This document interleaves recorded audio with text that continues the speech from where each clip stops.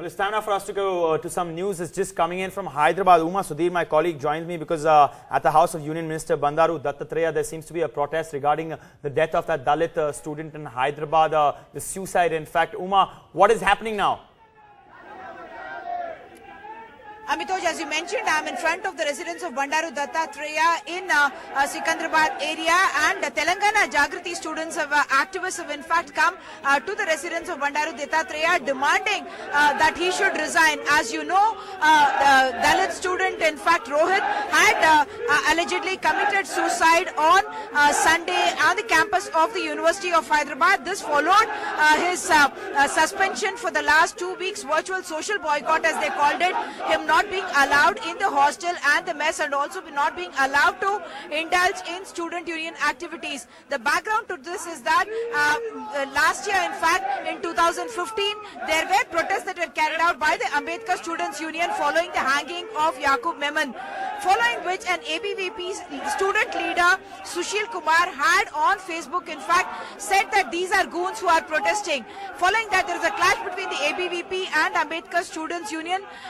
There was a allegation by the students leader that in fact he had been assaulted by these Ambedkar Student Union activists. A proctorial committee of the university had given a clean chit to the Dalit students. In fact, it was Sushil Kumar who had apologized at that time, but there was a letter that was written by Bandaru Dattatreya at that time, and that letter in fact said that Ambedkar Students Union is anti-national, casteist, and that it is an extremist organization. That letter, they believe, these students believe, was the reason why pressure was imposed on the university to reverse its own committee report and subsequently punish these students. That's the reason why these people are in fact protesting in front of Bandaru Dattatreya's residence. Yesterday, on the complaint of the students following the suicide of Rohit, there was a police case that was registered against Bandaru Dattatreya, Union Minister of State for Labour, as well as the VC of Hyderabad Central University, Mr. Apparao, Sushil Kumar, the ABVP student leader who had made the complaint, and also Vishnu, his brother. The sections under which this police complaint and FIR was registered was abetment to suicide, and also under the SC/ST Atrocities Act.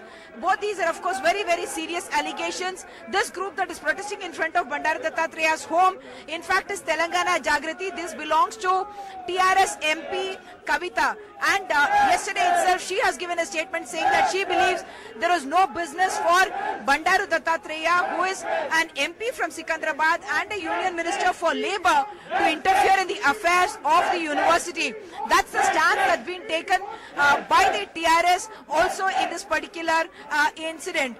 What we must also point out, Amitoj, is the fact that there are elections that are coming up, and the BJP leaders are saying that TRS also in a sense is playing politics over the death of the student, and they believe that's the reason why Bandaru Dattatreya is being targeted. Of course, Congress President Rahul Gandhi is expected to arrive in Hyderabad at the Begumpet airport at 12:30 this morning, in fact, and he will be visiting the Hyderabad Central University. First, we meet with student leaders there, and then he will be meeting with the family of Vemula Rohit, his mother, as well his brother Raja, who incidentally distanced himself very, very clearly from the politics that is happening around Rohit's death. Yesterday, when I spoke to the family, they said that they have nothing to do with the demands being made by the different student unions and organizations that claim to be speaking on their behalf. But the family did say that they believe the Vice Chancellor should have informed them when Rohit was suspended, and in fact his research fellowship was stopped for the last 7 months. He was denied that 1.5 lakh rupees, in fact, which reference to which also has been made in the suicide note that is said to have been written by Rohit before his death on Sunday in the university itself, in the hostel from which he was not allowed, where he had in fact hanged himself to death. So today we are expecting more activity at the university campus. Protests like this are also going to continue. Bandaru Dattatreya himself has said that he has nothing to do with the suicide pact itself, but what we are expecting on the campus today is more protests that will continue, more organizations coming in. ACST Commission Chairperson PL Punya was also there last night, and he said that he will also be submitting his report to the government. Back to you, Amitoj. Uma, Bani here is the minister in question at his residence at this point? Yes, Bani, the minister is very much in his residence here at Ramnagar in the Sikandrabad area. Yesterday when he spoke to media and when we spoke to him on phone, he said that he had written that letter. Yes, he did believe that there were casteist elements and radical elements that were on the campus, and that was on the basis of which he had written. But he distanced himself from the suicide that happened, and he believed that that he had only asked for the law to take its own course, that his letter was not, he had no intention at all to put any pressure on the Union HRD Minister Smriti Irani to take action on these particular students. I must also point out that a two-member committee of the HRD Ministry, Smriti Irani's ministry, has sent across two people, in fact, to come and do a fact-finding on the ground here in the Central University of Hyderabad. Now, of course, these activists of the Telangana Jagriti being taken away by the police from the front of Bandaru Dattatreya's residence. Bani.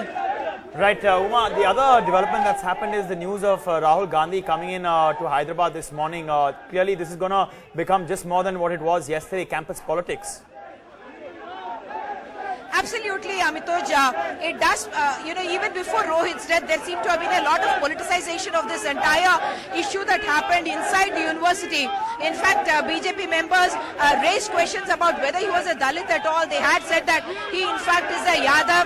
But Rohit, in his own letter, in the letter said to have been written by Rohit, on the 18th, in fact, in which he very, very clearly states that we 5 Dalit students are being targeted. He had written a letter to the Vice Chancellor in which once again he had said that Dalit students should be given poison or should be given a long rope to hang themselves. That was, of course, a lot of bitterness that was coming out, but he had referred to himself as a Dalit in those letters itself. But the larger politics now taking over, as you mentioned, yes, Rahul Gandhi is going to be coming to the campus this afternoon, and he will be meeting with the Central University students. I must point out that even Rohit's suspension had its roots, I must say, in a lot of politics of one-upmanship between the ABVP and other unions that are operating out of the campus.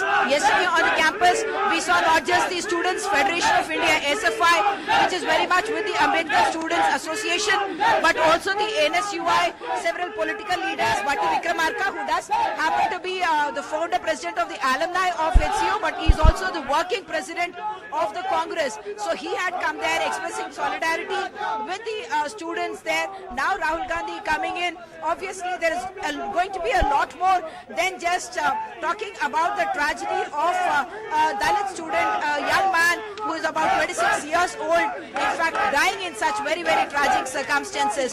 So what we are seeing, in fact, is all these groups, in fact, alleging that there is a saffronization of the university. They are alleging, in fact, that the HRD ministry, in a sense, is trying to exert control and influence over the working of the Central University of Hyderabad, and the Congress, of course, taking this head on. In a sense, they have taken a leadership role in this agitation after the death of Rohit, and now Rahul Gandhi also arriving here to meet the family and also to meet with the students' unions. That is something that is certainly. As you can see, they are all being taken away from the residence, from in front of the residence of Bandaru Dattatreya. These are, of course, activists of the Telangana Jagriti. They are part of the TRS, in a sense, the cultural wing of the TRS, headed by the TRS MP Kavita, who has very clearly said that she believes that Bandaru Dattatreya was, in fact, interfering in the affairs of the university by writing that particular letter to the HRD minister. Amitoj?